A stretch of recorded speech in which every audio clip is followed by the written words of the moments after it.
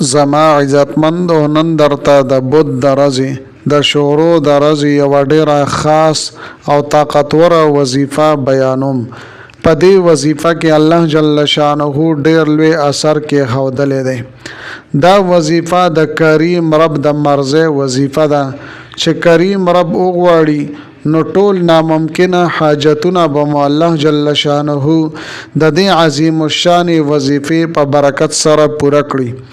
دا صرف د یوې ورځې وظیفه ده، ډیره اسانه وظیفه ده او ډیره مختصره وظیفه ده.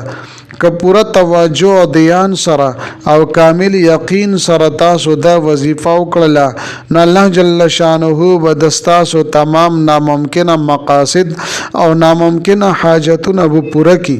د هر قسمه پریشانونه او د تکالیفونه مصائب او مشکلاتونه به الله جل شانه تاسو ته نجات عطا فرماکي. زما عزتمندو دا نننه وظیفه ډیره کمالی او اثرناکه وظیفه ده.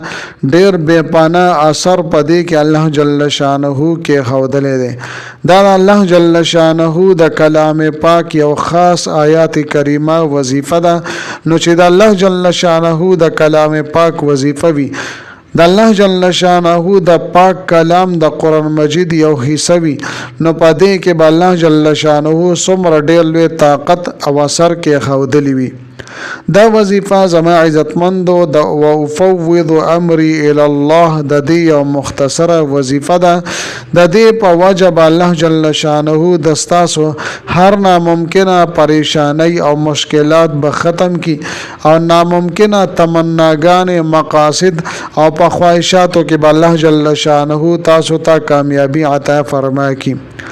زما عزتمندو د دې وظیفې سره به تاسو خپل مطابقت جاری ساتئ او دا وظیفه به تاسو د الله جل شانه په ذات باندې کامل یقین او برواسه سره وکړئ.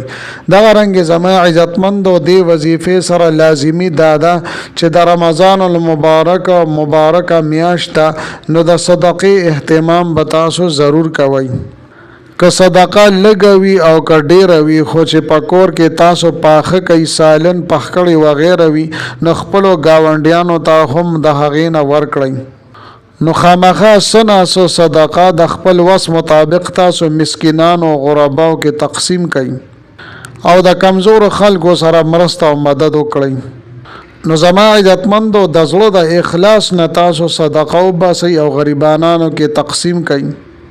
او چې کله مو صدقه تقسیم کړه نو بیا به د دعا د پاره لاس پورته کوي. د الله جل شانه نه به دعاګانې وغواړئ چې یا الله تعالی زما د صدقه قبول او منظور او ګرځوي.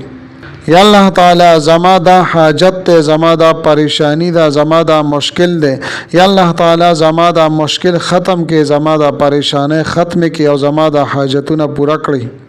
یا زما عزتمند استاسو د رشته مسائل وي، د نکاح مسائل وي، نو د هغې د پاره به دعاګانې وغواړئ چې الله تعالی زما د مسائل حل کړي او دا وظیفه زما قبول او منظوره وګرځي.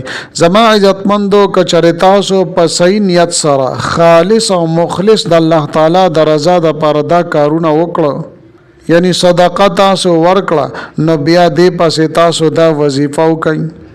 ان شاء الله تعالی الله جل شانه بدر له په هغه کې د قبولیت درجه اچي. به هر حال زما عزتمندو چې سټه ممتاسو د رزي نه فارغ وي او وزګار وي، سټه ممتاسو د وظیفه کول غواړي نو کول شي. کله سحر مزنه پسې کول غواړي، کله مسپخین مزنه پسې کول غواړي، کله مازیګر مزنه پسې کول غواړي او کله ماخام مزنه پسې کول غواړي یا د ماسختن مزنه پسې کول غواړي. صرف د یوې رزي وظیفه ده چې سټه ممتاسو ته مکمل او شو نو دا وظیفه تاسو خامخا د رمضان المبارک په میاش کې لازمی ازماو کوي. او زما عزتمندو دې وظیفه کې 2 رکعات نفل صلات حاجت هم کول دي. اوس که چېرې تاسو د مازیګر مونځ نه مخکې دا وظیفه کول غواړئ نو بیا ټیک ته 2 رکعات صلات حاجت هم تاسو کې بیا ورپسې دا وظیفه وکړئ. که چېرې د مازیګر مونځ نه پس تاسو دا وظیفه کول غواړئ نو صرف دا وظیفه به وکړئ او 2 رکعات نفل صلات حاجت دا به د ماښام مونځ نه پس بیا تاسو ادا کړئ. مطلب می دا دی زما عزتمندو که چېرې مکروه ټیم وي نو هغه ټیم کې به صرف وظیفه وکړئ او نفل به بل ټیم تاسو ادا کړئ او که چېرې مکروه ټیم نو نه د غرمې ټیم و نه د مازدیګر نه پس ماښام پورې ټیم و نه د سحر ټیم و نو بیا به سره نفل 2 رکعته صلات حاجت هم کوئ او وظیفه به هم کوئ. اوس زما عزتمند او زر اعظم وظیفې طرف ته مکمل ترتیب او طریقې کار زه تاسو ته بیانوم. د طریقې بیانولو نه مخکې تاسو ټولو ناظرین او سامعینو په خدمت کې دا درخواست دی که چېرې زما چینل مو لا تر اوسه پورې سبسکرایب کړی نه وي نو برای مهرباني دا چینل سبسکرایب کړئ. سبسکرایب سره خوا کې د ټلې والا نشان دی دا تاسو کلیک کړئ او سلیکټ آل کړئ د دې دپاره چې د هر راتلونکي ویډیو نوټیفیکیشن تاسو ته ملاویږي. زما عزتمندو زما د حوصله افزایي دپاره ویډیو ضرور لایک کړئ او لاندې کمنټ کې تاسو ماشاءالله سبحان الله جزاک الله یا د دې په شانتې نور ښکلي الفاظ منشن کوي ولیکئ دې دپاره چې ما له حوصله افزایي ملاویږي او نور ډېر ښکلي وظایف زه تاسو ته په دې چینل کې راوړم. زما عزتمندو کله چې مکروه ټیم نه وي نو 2 رکعاته صلات حاجت به تاسو خشوع وضو سره صحیح طریقې سره وکړئ. کله چې مو صلات حاجت وکړو نو بیا تسبیح وي یا کاونټر وي تاسو به راواخلئ. د ټولو نه پیله اول به تاسو 11 مرتبه 11 پیرې درود شریف ولولئ چې کوم درود شریف هم تاسو ته آسان وي هغه به تاسو ولولئ. د دې نه پس د قرآن مجید د آیات مبارکه یو مختصره ټوکړه ده وافوض امری الی الله وافوض امری الی الله صرف دا جمله مبارکه دا به 313 مرتبه 314 پیرې به ولولئ او په آخره کې بیا 11 مرتبه 11 پیرې درود شریف ولولئ.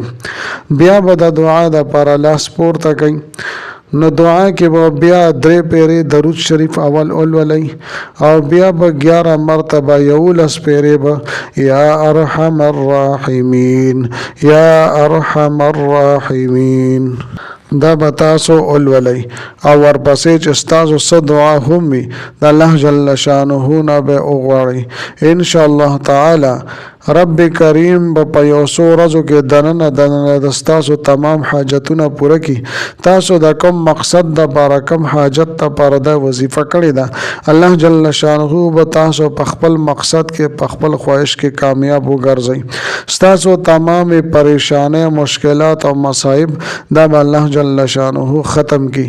زما عزتمندو په دې رمضان کریم کې خامخا دا بهترینه او طاقتوره وظیفه په خپله هم آزماو کوئ او خپل ورونو دوستانو سره هم د صدقه جاریه په تور باندې شیر کړئ ځکه د نیکه خبره خورول او شیر کول د صدقه جاریه وي. ملاویږم به تاسو سره بل ویډیو کې بل وظیفې سره تر هغه وخت پورې مال اجازه راکړئ. د لوی الله په امان.